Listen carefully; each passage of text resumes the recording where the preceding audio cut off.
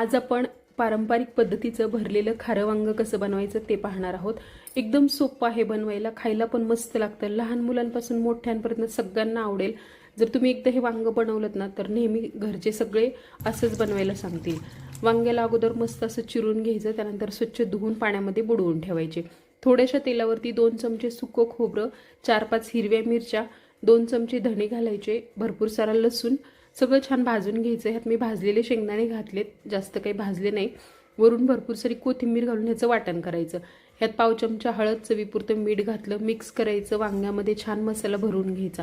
आता खमंग फोडणी करायची, जिरं, मोहरी आणि कढीपत्ता घालून। त्यानंतर वांगे 1-2 मिनिटं तेलामध्ये छान असे परतवून घ्यायचे मस्त। शिल्लक राहिलेला मसाला ह्यात घालायचा, वांगी शिजण्यापुरतं पाणी घालायचं आणि झाकण ठेवून उकळी आल्यानंतर वाफेवरती वांग शिजवायचं। मध्ये एकदा हलवून घ्या। अगदी मस्त चमचमीत भरलेलं वांग तयार आहे, नक्की करून